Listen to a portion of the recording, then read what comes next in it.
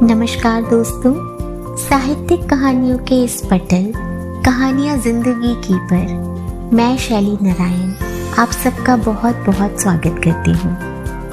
कहानियों की इसी श्रृंखला में एक और कड़ी को जोड़ते हुए आइए आज सुनते हैं हिंदी साहित्य के युग प्रवर्तक के रूप में अपनी पहचान बनाने वाले हिंदी और उर्दू के श्रेष्ठतम लेखकों में से एक मुंशी प्रेमचंद जी के द्वारा रचित कहानी नमक का दरोगा।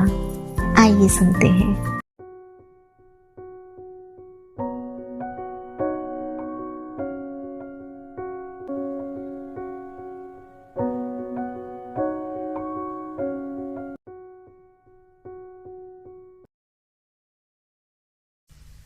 जब नमक का नया विभाग बना और ईश्वर प्रदत्त वस्तु के व्यवहार करने का निषेध हो गया तो लोग चोरी छिपे इसका व्यवहार करने लगे। अनेक प्रकार के छल प्रपंचों का सूत्रपात हुआ। कोई घूस से काम निकालता था, कोई चालाकी से। अधिकारियों के पौ 12 थे। पटवारी गिरी का सर्व सम्मानित पद छोड़ छोड़कर लोग इस विभाग की बरकंदाजी करते थे। इसके दरोगा पद के लिए तो वकीलों का भी जी लल जाता था। यह वह समय था जब अंग्रेजी शिक्षा और ईसाई मत को लोग एक ही वस्तु समझते थे। फारसी का प्राबल्य था। प्रेम की कथाएं और श्रृंगार रस के काव्य पढ़कर फारसीदा लोग सर्वोच्च पदों पर नियुक्त हो जाया करते थे। मुंशी वंशीधर भी जुलेखा की विरह कथा समाप्त करके मजनू और फरहाद के प्रेम वृतांत को नल और नील की लड़ाई और अमेरिका के आविष्कार से अधिक महत्व की बातें समझते हुए रोजगार की खोज में निकले। उनके पिता एक अनुभवी पुरुष थे। समझाने लगे, बेटा घर की दुर्दशा देख रहे हो, ऋण के बोझ से दबे हुए हैं। लड़कियां हैं वह घास फूस की तरह बढ़ती चली जाती हैं। मैं कगारे पर का वृक्ष हो रहा हूँ, ना मालूम कब गिर पड़ूं। अब तुम ही घर के मालिक मुख्तार हो। नौकरी में ओहदे की ओर ध्यान मत देना, यह तो पीर का मजार है। निगाह चढ़ावे और चादर पर रखनी चाहिए। ऐसा काम ढूंढना जहाँ कुछ ऊपरी आय हो। मासिक वेतन तो पूर्णमासी का चांद है जो एक दिन दिखाई देता है और खटते खटते लुप्त हो जाता है। ऊपरी आय बहता हुआ स्रोत है जिससे सदैव प्यास बुझती है। वेतन मनुष्य देता है, इसी से उसमें वृद्धि नहीं होती। ऊपरी आमदनी ईश्वर देता है, इसी से उसकी बरकत होती है। तुम स्वयं विद्वान हो, तुम्हें क्या समझाऊं। इस विषय में विवेक की बड़ी आवश्यकता है। मनुष्य को देखो, उसकी आवश्यकता को देखो और अवसर देखो। उसके उपरांत जो उचित समझो करो। गरज वाले आदमी के साथ कठोरता करने में लाभ ही लाभ है, लेकिन बेगरज को दांव पर कर पाना जरा कठिन है। इन बातों को निगाह में बांध लो, यह मेरी जन्म भर की कमाई है। इस उपदेश के बाद पिताजी ने आशीर्वाद दिया। वंशीधर आज्ञाकारी पुत्र थे। ये बातें ध्यान से सुनी और तब घर से चल खड़े हुए। इस विस्तृत संसार में उनके लिए धैर्य अपना मित्र, बुद्धि अपनी पथ प्रदर्शक और आत्मावलंबन ही अपना सहायक था। लेकिन अच्छे शगुन से चले थे। जाते ही जाते नमक विभाग के दरोगा पद पर प्रतिष्ठित हो गए। वेतन अच्छा और ऊपरी आय का तो ठिकाना ही न था। वृद्ध मुंशी जी को सुख संवाद मिला तो फूले ना समाये। महाजन कुछ नरम पड़े, कलवार की आशा लता लहलहाई। पड़ोसियों के हृदय में शूल उठने लगे। जाड़े के दिन थे और रात का समय। नमक के सिपाही चौकीदार नशे में मस्त थे। मुंशी वंशीधर को यहाँ आए अभी 6 महीनों से अधिक ना हुए थे, लेकिन इस थोड़े समय में ही उन्होंने अपनी कार्य कुशलता और उत्तम आचार से अफसरों को मोहित कर लिया था। अफसर लोग उन पर बहुत विश्वास करने लगे। नमक के दफ्तर से 1 मील पूर्व की ओर जमुना नदी बहती थी। उस पर नावों का एक पुल बना हुआ था। दरोगा जी किवाड़ बंद किए मीठी नींद में सो रहे थे। अचानक आंख खुली तो नदी के प्रवाह की जगह गाड़ियों की गड़गड़ाहट तथा मल्लाहों का कोलाहल सुनाई दिया। उठ बैठे। इतनी रात गए गाड़ियां क्यों नदी के पार जाती हैं? अवश्य कुछ ना कुछ गोलमाल है। तर्क ने भ्रम को पुष्ट किया। वर्दी पहनी, तमंचा जेब में रखा और बात की बात में घोड़ा बढ़ाए हुए पुल पर आ पहुंचे।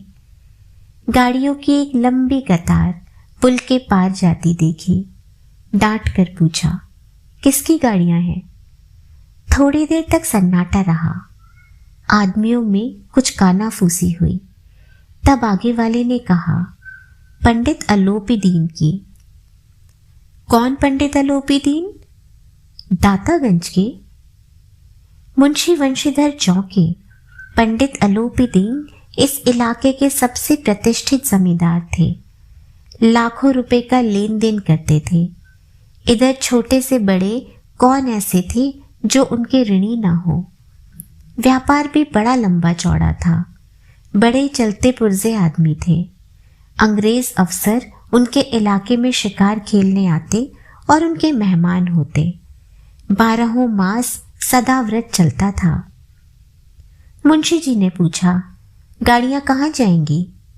उत्तर मिला, कानपुर। लेकिन इस प्रश्न पर कि इनमें क्या है, सन्नाटा छा गया। दरोगा साहब का संदेह और भी बढ़ा। कुछ देर तक उत्तर की बाट देखकर वह जोर से बोले, क्या गूंगे हो गए हो? हम पूछते हैं इनमें क्या लदा है?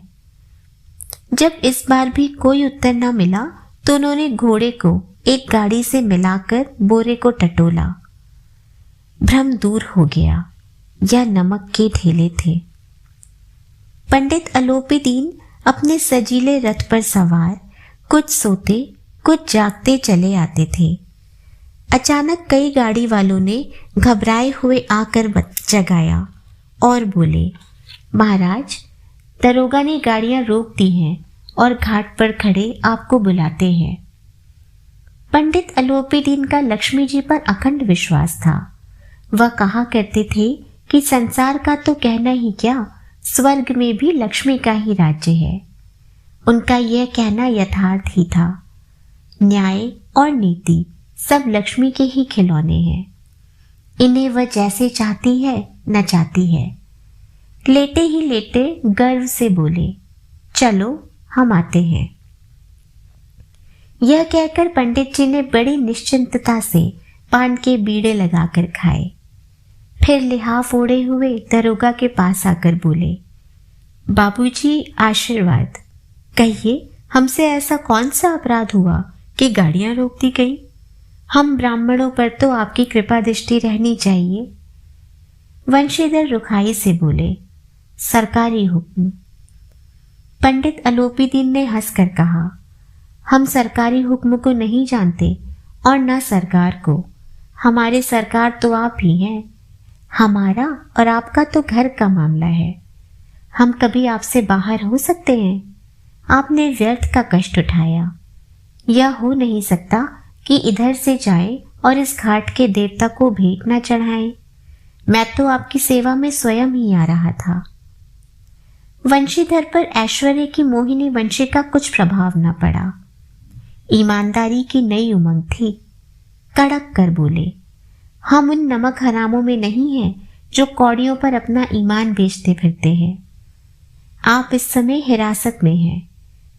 आपका कायदे के अनुसार चालान होगा। बस मुझे अधिक बातों की फुर्सत नहीं है। जमादार बदलू सिंह, तुम इन्हें हिरासत में ले चलो, मैं हुक्म देता हूं। पंडित अलोपी दीन स्तंभित हो गए। गाड़ी वालों में हलचल मच गई। पंडित जी के जीवन में कथाचित यह पहला ही अवसर था कि पंडित को ऐसी कठोर बातें सुननी पड़ी। बदलू सिंह आगे बढ़ा, किंतु रोब के मारे यह साहस न हुआ कि उनका हाथ पकड़ सके। पंडित जी ने धर्म को धन का ऐसा निरादर करते कभी न देखा था। विचार किया कि यह अभी उद्दंड लड़का है, माया मोह के जाल में अभी नहीं पड़ा, अल्लड़ है, झिझकता है। बहुत दीन भाव से बोले, बाबू साहब ऐसा न कीजिए, हम मिट जाएंगे, इज्जत धूल में मिल जाएगी। हमारा अपमान करने से आपको हाथ क्या आएगा? हम किसी तरह आपसे बाहर थोड़े ही हैं। वंशीधर ने कठोर स्वर में कहा, हम ऐसी बातें नहीं सुनना चाहते। अलोपीदीन ने जिस सहारे को चट्टान समझ रखा था वह पैरों के नीचे खिसकता हुआ मालूम हुआ। स्वाभिमान और धन ऐश्वर्य को कड़ी चोट लगी, किंतु अभी तक धन की सांख्यिक शक्ति का पूरा भरोसा था। अपने मुख्तार से बोले, लाला जी 1000 के नोट बाबू साहब की भेंट करो, आप इस समय भूखे सिंह हो रहे हैं। वंशीधर ने गर्म होकर कहा, 1000 नहीं, 1,00,000 भी मुझे सच्चे मार्ग से नहीं हटा सकते। धर्म की इस बुद्धिहीन दृढ़ता और देव दुर्लभ त्याग पर मन बहुत झुंझलाया। अब दोनों शक्तियों में संग्राम होने लगा। धन ने उछल उछल कर आक्रमण करने शुरू किए।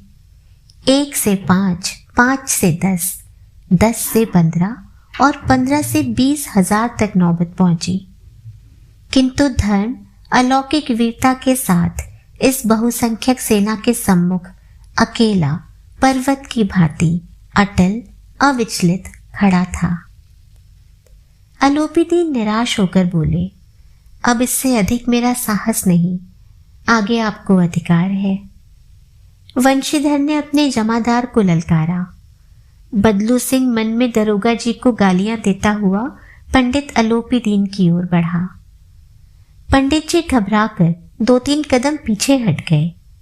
अत्यंत दीनता से बोले, बाबू साहब ईश्वर के लिए मुझ पर दया कीजिए, मैं 25,000 पर निपटारा करने को तैयार हूं।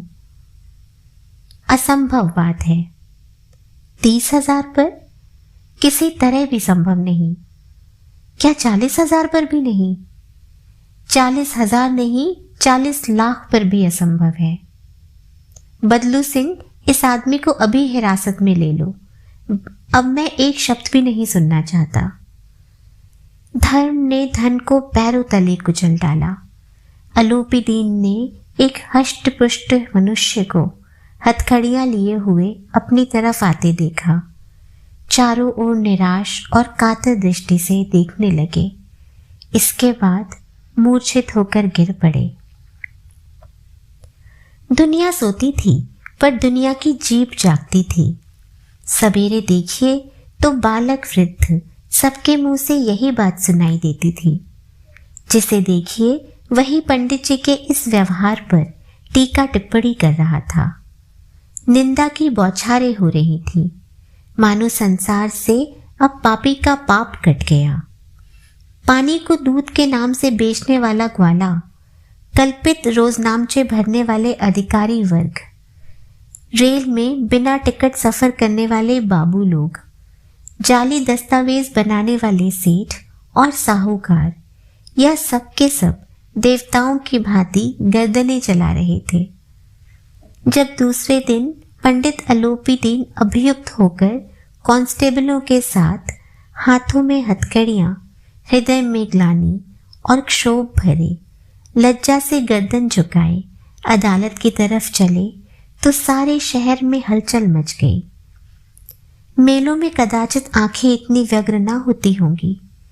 भीड़ के मारे छत और दीवार में कोई भेद न रहा। किंतु अदालत में पहुंचने की देर थी। पंडित अलोपीदीन इस अगाध वन के सिंह थे। अधिकारी वर्ग उनके भक्त, अमले उनके सेवक, वकील मुख्तार उनके आज्ञापालक और अर्दली चपरासी तथा चौकीदार तो उनके बिना मोल के गुलाम थे। उन्हें देखते ही लोग चारों तरफ से दौड़े।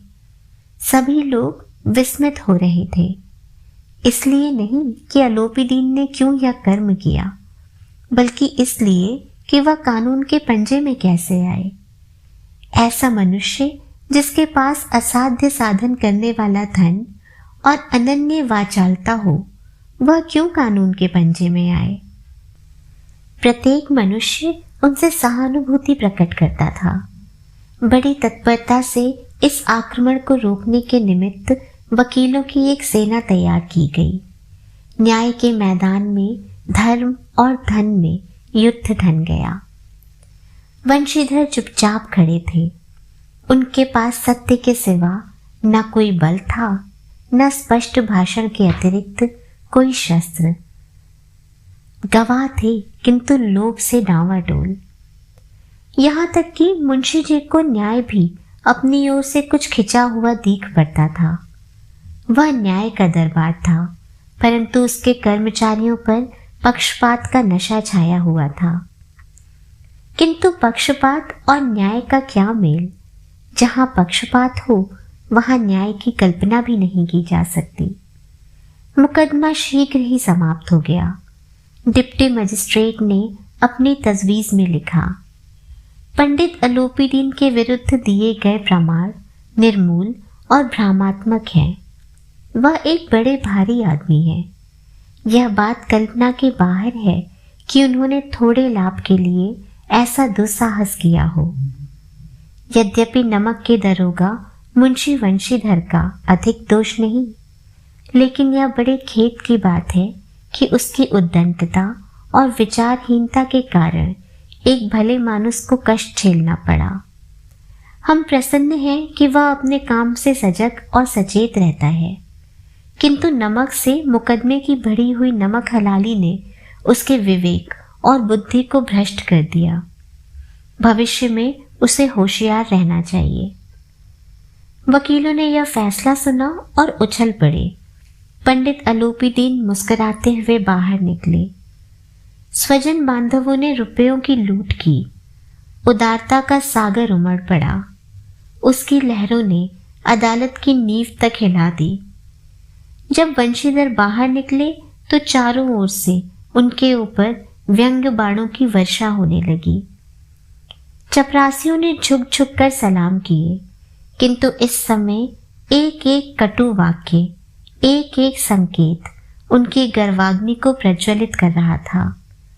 कदाचित इस मुकदमे में सफल होकर वह इस तरह अकड़ते हुए ना चलते।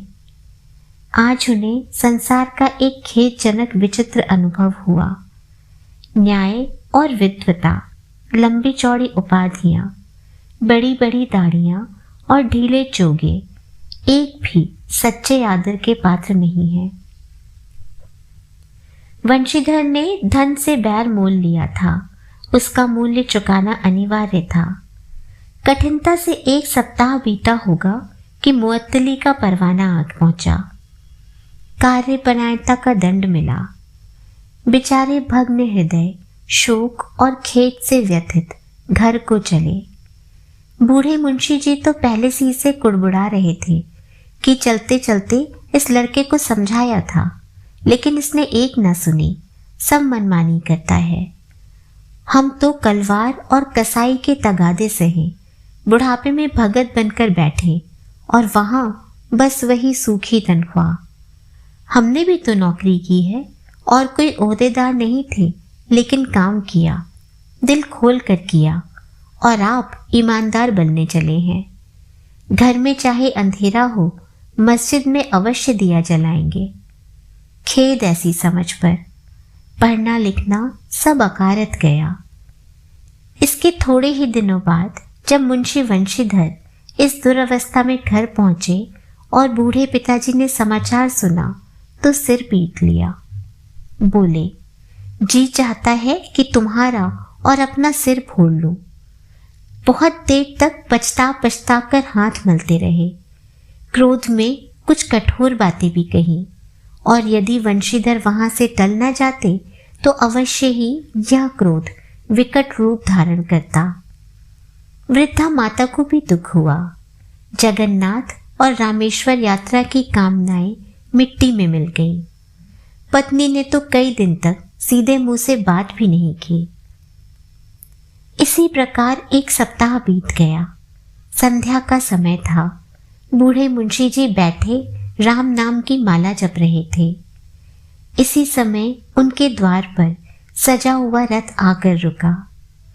हरे और गुलाबी पर्दे, पछाइयां बैलों की जोड़ी, उनकी गर्दनों में नीले धागे, सींगे पीतल से जड़ी हुई।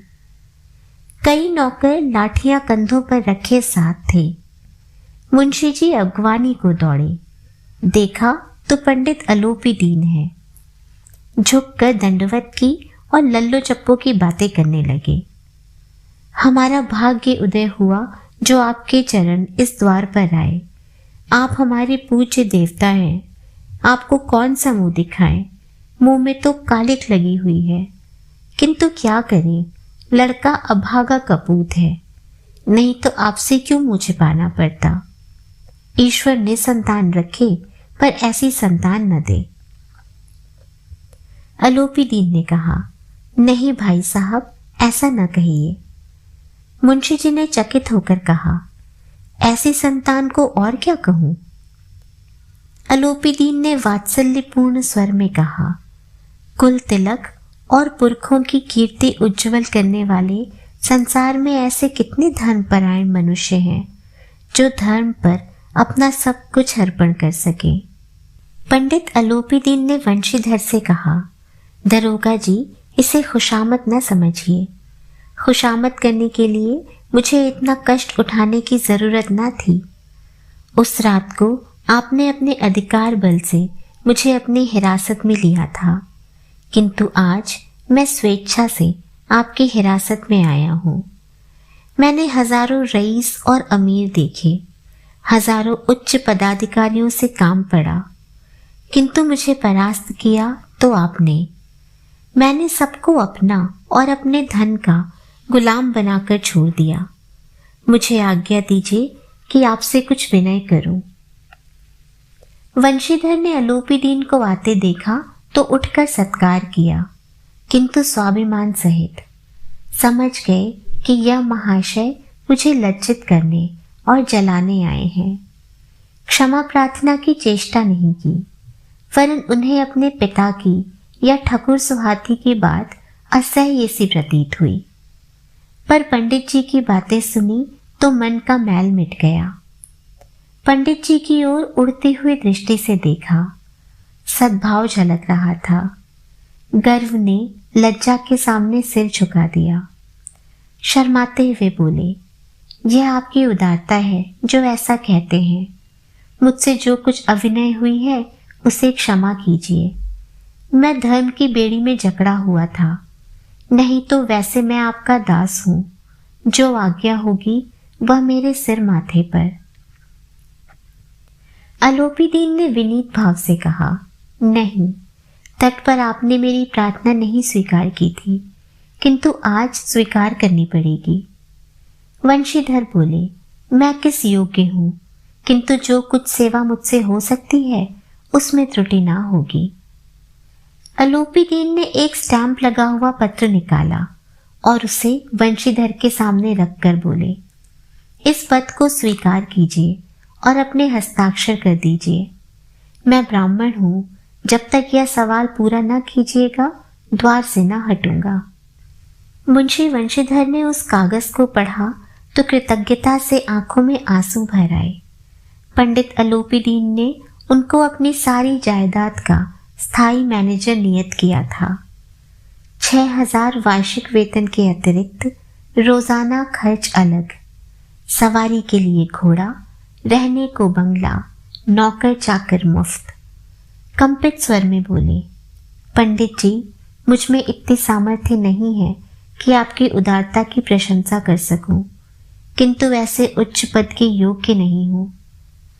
अलोपी दीन हंसकर बोले, मुझे इस समय एक अयोग्य मनुष्य की ही जरूरत है।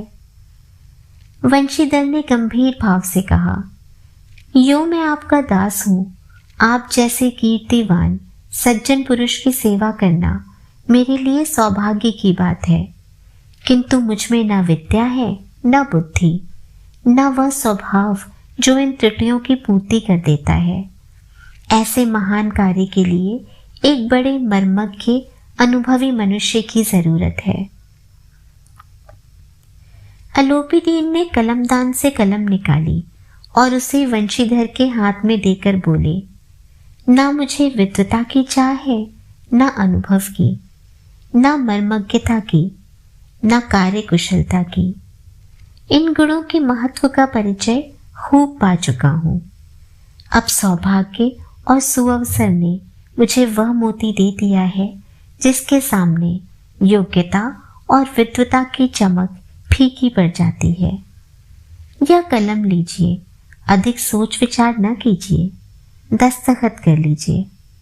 परमात्मा से यही प्रार्थना है कि वह आपको सदैव वही नदी के किनारे वाला बेमुरव्वत, उद्दंड, कठोर परंतु धर्मनिष्ठ दरोगा बनाए रखे। वंशीधर की आंखें डबडबा आईं। हृदय के संकुचित पात्र में इतना एहसान न समा सका। एक बार फिर पंडित जी की ओर भक्ति और श्रद्धा की दृष्टि से देखा और कांपते हुए हाथ से मैनेजरी पर हस्ताक्षर कर दिए। अलोपीदीन ने प्रफुल्लित होकर उन्हें गले लगा लिया। दोस्तों, इस संसार में ईश्वर द्वारा प्रदत्त वो कार्य जिसका पूर्ण निष्ठा के साथ निर्वाह करना हमारा दायित्व है, सही अर्थों में धर्म की परिभाषा सुनिश्चित करता है और धर्म के मार्ग में आने वाले हर प्रलोभन का निर्विकार रूप से त्याग कर देना सबसे कठिन तपस्या का परिणाम है। लेकिन अगर मनुष्य अपने धर्म पर अटल है तो फिर आज नहीं तो कल परिस्थितियां हमारे अनुकूल बनने ही लगती हैं। इसी प्रेरणादायक कहानी के साथ अब चलती हूँ। बहुत जल्द फिर मिलूंगी। तब तक अपना और अपनों का बहुत सा ख्याल रखें। अब तक ना किया हो या चैनल पर पहली बार आए हो तो चैनल को सब्सक्राइब ज़रूर करें। पसंद आए तो कहानी को लाइक और शेयर करें। कहानी से संबंधित अपनी प्रतिक्रियाएं और विचार हमें कमेंट बॉक्स में लिखकर बताएं। स्वस्थ, सुरक्षित, प्रसन्न और धर्मनिष्ठ रहें। नमस्कार।